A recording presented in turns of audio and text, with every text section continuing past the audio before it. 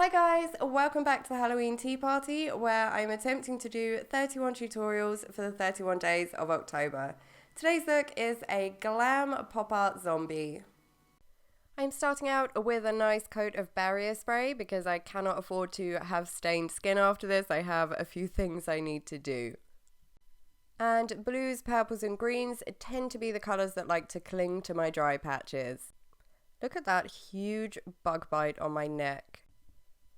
Once I'm all protected from stains, I'm going in with an eyebrow pencil to map out my design.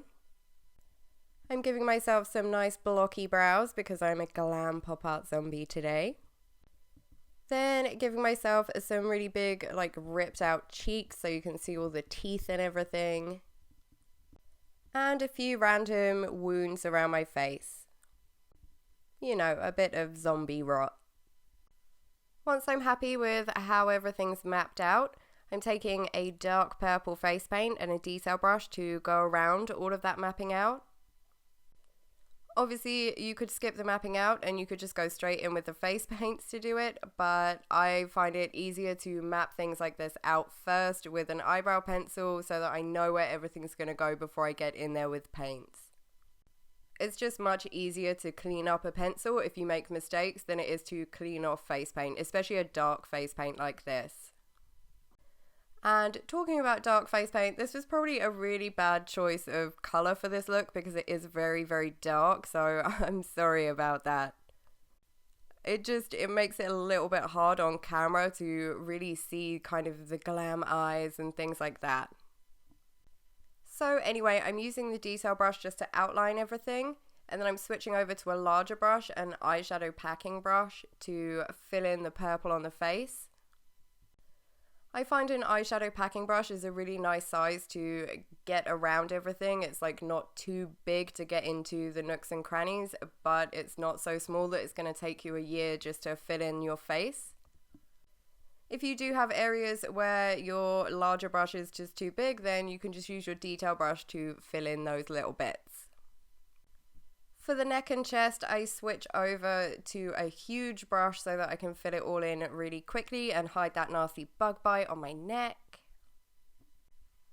And I actually skipped painting my ears in this video because I knew I would be wearing a wig that covered them, so I didn't worry about them. But if your ears are going to be sticking out, then you might want to paint those as well so that they match your look.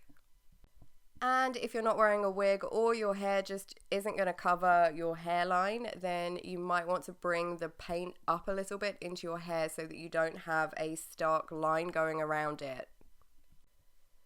For the wounds, I'm taking a lighter purple shade that complements the purple that's already on my face. And I'm using a detail brush so that I can fill them in and get into all of the corners. And I'm also using this same purple for the gash around the mouth and the gums and everything. If you'd prefer yours to be a little bit more realistic, then obviously you could go for a red or a pink type of color. To add a little bit of highlight, I'm taking a white eyeshadow and really lightly with a fluffy brush, just adding that to the tops of my cheeks, down my nose and on my forehead, basically the places that you would normally highlight. A lighter purple eyeshadow would be better for this, but I don't have one that has the same kind of undertones as the purple that I've used on my face, so it would just look very wrong to use one of those purples. Then I'm taking a darker purple for my contour and contouring my cheeks, my temples, around the sides of my forehead, and down my neck where you have the muscles that kind of poke out a bit.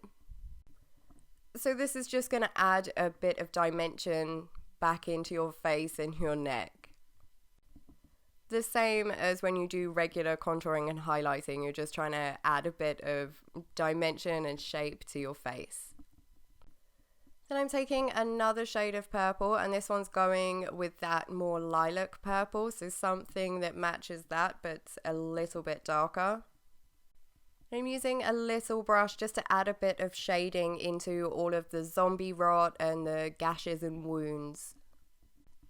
And I'm blending it out really well the way you would normally do if you were adding shadows to something. Then I'm taking a pink face paint and I'm using that for my brows and my lips. I'm using a detail brush just so that I can have really nice crisp lines, and I want to avoid dragging any of the purple into the pink area because otherwise it's just going to mix together, the pink's going to get contaminated, and it's just going to be a pain to clean up. For the teeth, I'm taking a white face paint and I'm starting out with an eyeshadow brush because an eyeshadow brush is kind of tooth shaped. But as I get closer to the ripped, gnarly kind of area, I'm switching over to a detail brush because the eyeshadow brush is just a bit too big to put the teeth in that area.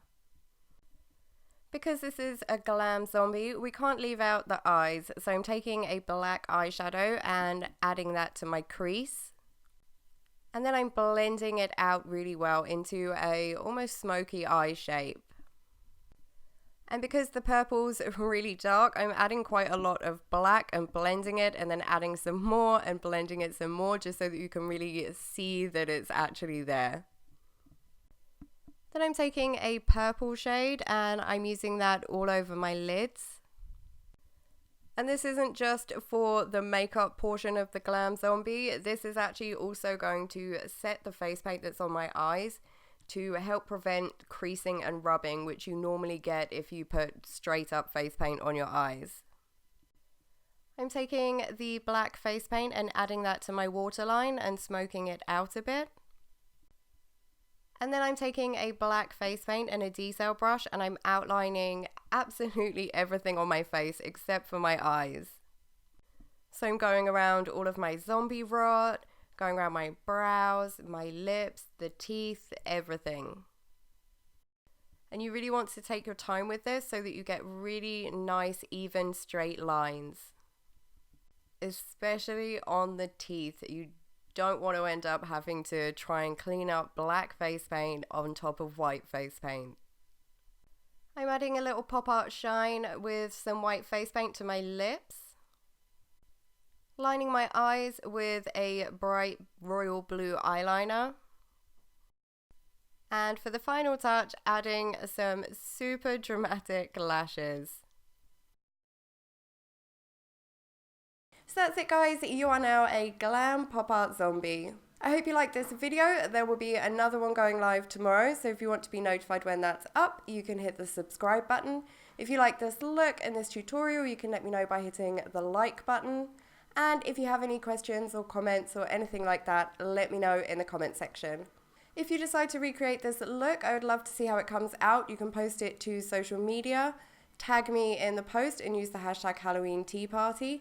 And I'm also having a competition over on Instagram. There's just a few days left, so if you want to be in with a chance of winning some goodies, head over there to see what that's all about. If this look isn't quite what you were going for, then here are some alternatives that might be a bit more your thing.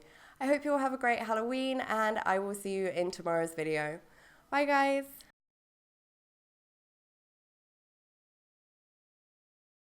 Hi guys, welcome back to the Halloween...